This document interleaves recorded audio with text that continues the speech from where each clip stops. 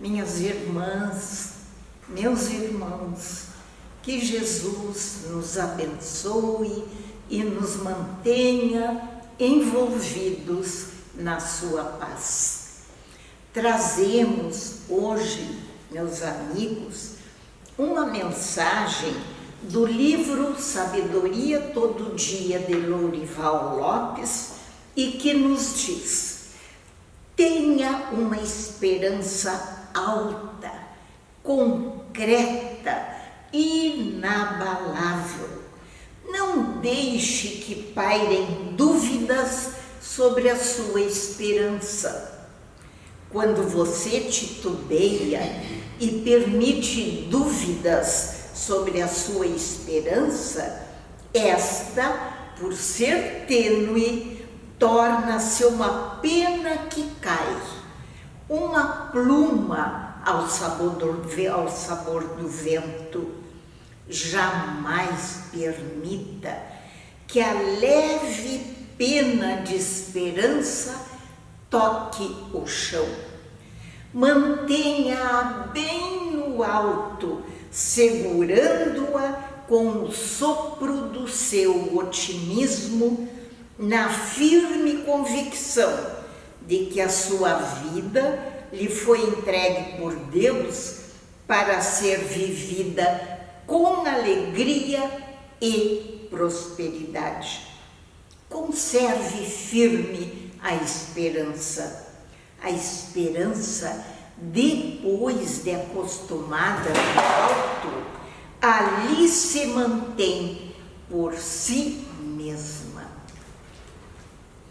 E agora, meus amigos, para o início da nossa reunião, nós vamos orar. Agradecemos, Senhor, pelas bênçãos que receberemos nesta reunião. Agradecemos por todo esclarecimento, saúde e paz. Obrigado, Senhor, por teu amor em nossas vidas, pela preocupação que tens com teus irmãos menos esclarecidos, que ao sairmos desta reunião possamos repartir com nossos irmãos tudo o que recebemos de bom. Agradecemos as dádivas generosas do teu amor. Assim seja. Companheiros, estamos aqui reunidos mais uma vez para estudarmos assuntos referentes ao Evangelho de Jesus à luz da doutrina espírita. O nosso tema de hoje tem por título Aparências. E nós coletamos informações no livro Vinha de Luz, a autoria de Chico Xavier e Emmanuel, o Evangelho segundo o Espiritismo, capítulo 7, Terapia de Paz, página 133, de Donizete Pinheiro. Vamos iniciar a nossa tarefa da noite narrando uma pequena história, meus companheiros. Essa história nos diz que um casal e seus 3 filhos resolveram passar um dia na praia. As crianças construíram um castelo de areia na beira do mar. Quando então surgiu lá longe no horizonte uma anciã com os cabelos desgrenhados, a roupa esfarrapada, suja, e balbuciava. Essa senhora falava como se estivesse falando sozinha. E ela catava coisas no chão e colocava numa bolsa. A reação foi instintiva e imediata. Os pais chamaram as crianças e recomendaram que não se aproximassem da velha, que não dissessem nada. Quando ela passou junto a eles, a senhora, inclinando-se ainda mais uma vez para recolher coisas do chão e colocar na sacola, ela olhou para eles, sorriu e cumprimentou-os. A família silenciou nem retribuiu o cumprimento. Algumas semanas mais tarde, essa família ficou sabendo que essa senhora, há anos, coletava cacos de vidro da praia, da areia da praia, para que as crianças e os banhistas não machucassem os pés quando saíssem da água. As aparências enganam, mas nós costumamos nos impressionar com elas.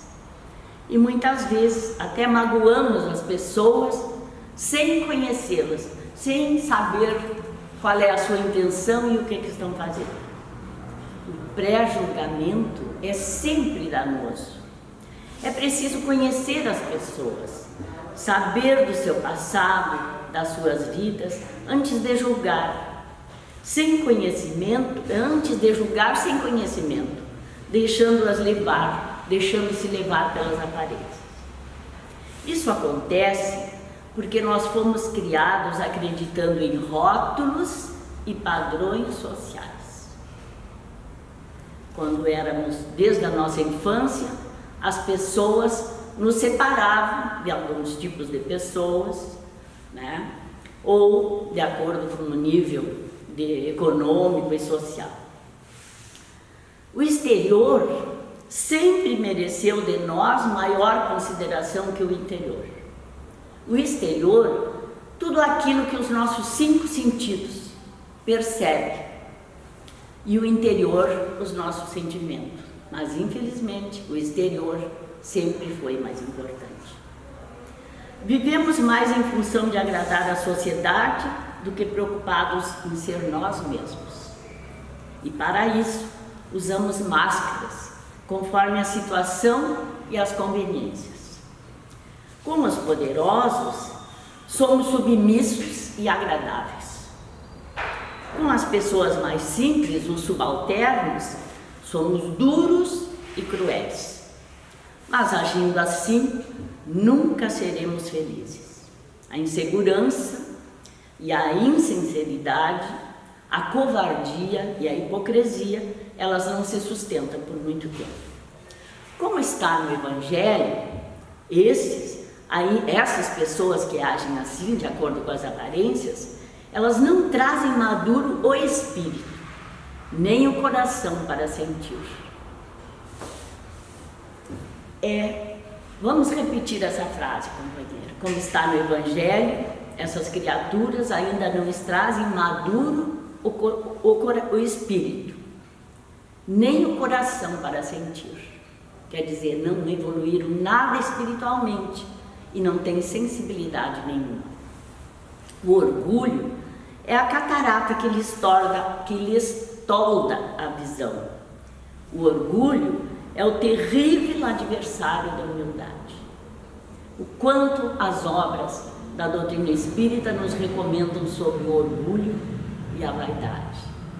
Todos nós certamente já lemos a respeito disso, né? Onde estivermos, seja qual for a situação, sejamos nós mesmos, dentro de casa ou fora dela, ante os poderosos e os humildes, tenhamos a mesma conduta, uma mesma personalidade, a mesma maneira de agir. Com isso, as pessoas saberão como lidar conosco, porque aí seremos verdadeiros. Não nos deixemos levar pela aparência do próximo e nem pelas primeiras impressões. Sejamos prudentes, tolerantes, permitindo-nos conhecer melhor a pessoa com quem estamos nos relacionando. Ela vale pelo que é por dentro e não pelo exterior que revela. Embora devamos ser cautelosos, claro, para não nos deixarmos envolver em armadilhas perigosas, mas que nós sejamos capazes de ver em cada criatura que convive conosco um irmão que está encaminhada, evolutiva, assim como todos nós. No livro Vinha de Luz, no capítulo 168, a mensagem nos alerta que os governantes recorrem ao testemunho divino para conciliar os seus interesses ao interesse do povo. legislador, aquele que faz leis, ele lança pensamentos do Evangelho nas leis que estabelece. O juiz, quando está julgando casos na justiça, ele se vale de sugestões do mestre para iluminar com elas as sentenças. Os administradores combinam versículos sagrados em processos de serviço. O escritor usa sublimes imagens da revelação divina para acordar o entusiasmo e a esperança naquelas pessoas que leem os livros que ele escreve. É assim também o poeta, o pintor, o escultor, o revolucionário e o próprio mendigo. Quando ele nos pede uma ajuda, ele diz que Deus nos abençoe. Sempre ele pede em nome de Deus, uma esmolinha, não é assim? Em nome de Deus. E se a gente dá qualquer coisa, Deus abençoe. Quer dizer, todos usamos o nome de Deus para dar credibilidade àquilo que nós estamos dizendo. Ninguém se iluda, porém, com as aparências exteriores. Usam os nomes de Deus, de Jesus, dos espíritos superiores, para dar colorido e ênfase às suas obras e palavras. Todos, se não revelarem na individualidade traços marcantes do Mestre Jesus, demonstrando possuírem o Espírito, em verdade, ainda não são de Deus. Parece, mas não são. Vejamos ainda no Livro dos Espíritos, o capítulo 9, versículo 806. Kardec pergunta se é lei da natureza a desigualdade das condições sociais. Não, é obra do homem e não de Deus. Essa é a resposta dos Espíritos. Essa desigualdade desaparecerá quando o egoísmo e o orgulho deixarem de predominar. De novo, companheiros, Kardec nos lembrando que o egoísmo e o orgulho precisam desaparecer. Restará apenas a desigualdade de merecimento. Claro que nós não seremos nunca pessoas iguais umas das outras, porque cada um já caminhou um pouco mais, já teve um número maior de encarnações, já aprendeu mais. E também um outro detalhe é que muitas criaturas usam melhor as suas escolhas, o seu livre-arbítrio, porque oportunidade todos temos. Deus nos criou todos iguais, com todas as capacidades. Só o espírito é que é mais ou menos puro. Não existe pessoa mais pura que a outra. Só o nosso espírito é, justamente de acordo com a nossa caminhada e com o esforço que fazemos na nossa evolução. Porque, a vez de ter em maior estima o que brilha e encanta os nossos olhos, do que toca o coração, do que o que toca o coração? Voltando à história inicial, a senhora que juntava os cacos de vidro da praia para que as crianças e os banhistas não machucassem os pés, ela estava tomada de bons sentimentos em relação às outras criaturas. Ela nem se preocupava com as aparências, ela não se preocupava com cabelo, com roupa, ela apenas com a alegria que ela sentia em realizar aquela tarefa. Então, companheiros, pensemos nisso.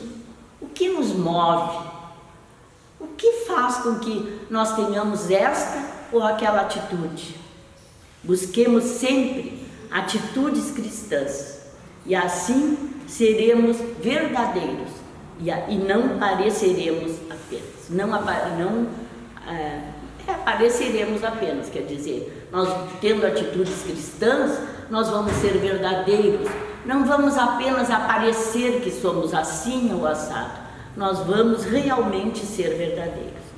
Que Jesus e os bons espíritos estejam sempre conosco, para que nós possamos ser juízes de nós mesmos, nós possamos julgar as nossas atitudes e assim tomar atitudes corretíssimas diante das outras pessoas. E quando usarmos o nome de Deus, que ele seja verdadeiro, movido pelos nossos sentimentos e não pelo que é exterior. Que Jesus nos abençoe.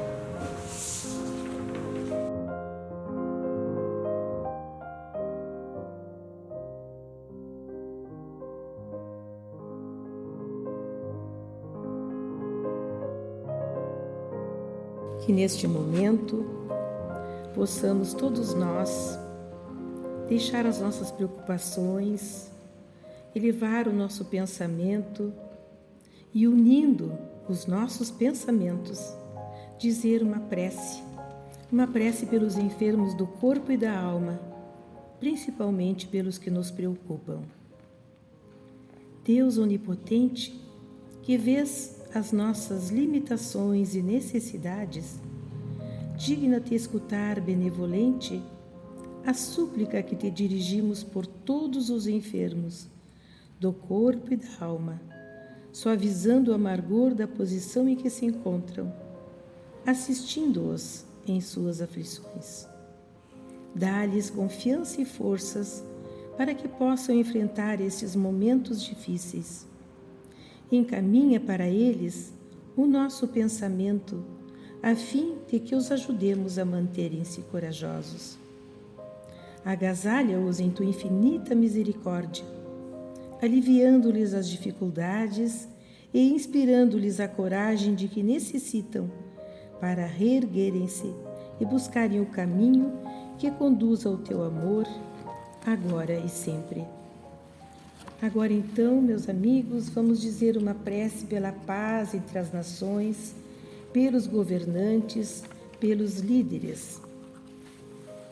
E é nesta hora grave e difícil, delicada, que todos nós nos encontramos, que somos convidados a este movimento de autossuperação. Impossível fazê-lo, Senhor Deus, sem o teu auxílio, sem a consciência desperta para a mais alta significação da vida para todos nós. Traze, Senhor, convites de amor para cada um, em cada movimento teu. Nossa alma desperta para que as mudanças que se fazem inadiáveis possam ocorrer. Neste momento, todos nós em humanidade clamamos: cura-nos, Senhor, livra-nos da violência, livra-nos do mal. E Deus, todo amor, nos contempla, nos envolve e nos responde: cura-te, filho meu, eu estou aqui para te auxiliar. Confia. Que possamos desfrutar deste especial momento que todos nós em humanidade estamos vivendo, para que possamos compreender que há um chamado para cada um de nós, uma tarefa para cada um de nós, para que possamos desenvolver. Que estejamos despertos, alertas, atentos, cuidadosos para com as oportunidades que a vida nos alcança. Seja conosco, Senhor Deus. Abençoa-nos, Jesus. Neste momento, então, vamos fazer uma prece pelo movimento espírita, principalmente em nosso município, pela nossa Sociedade Espírita Amor e Caridade e pelo Núcleo Nova Esperança. Ampara-nos, Senhor, este repouso de amor em que a paz nos descansa. Porto, refúgio, lar, em que podemos cultivar a bênção da esperança. Perante a caridade por dever, faze-nos perceber que nesta casa em que nos aconchegas, a todos nos entregas a bendita oficina que nos renova a fé na bondade divina. Ajuda-nos, Senhor, a repartir o bem sem traçar condições, sem perguntar a quem. Concede-nos o dom de cooperar contigo, trabalhar e seguir pelo teu braço amigo, tanto à luz do porvir quanto na luz de agora. Faze, por fim, Senhor, que a nossa casa seja, hora por hora, um caminho de fé para o reino do amor. E agora então, companheiros, vamos elevar o nosso pensamento mais uma vez, dizendo uma prece por todos nós aqui presentes ou ouvintes, envolvendo através do nosso pensamento nossos entes queridos e aqueles que necessitam de nós. Meu Pai, em Tuas mãos deponho o meu cansaço e o meu receio, para que os toque a Tua graça e me mostres o melhor meio. Também te entrego os meus entes queridos, a Tua guarda os confio, e da velha angústia relaxo, como um barco em manso rio. Meu Pai, para os Teus olhos, peço que olhes pela minha vida, e eu quedarei sereno, alma em paz, agradecida.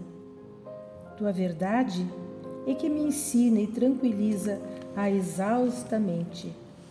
Também sobre meus entes queridos, as Tuas mãos descerão. Bênçãos de Pai são como o sol, o teto, a alegria e o pão. Dos meus ombros hoje retiro tudo que me tem pesado e seguirei de alma contente por Ti abençoado.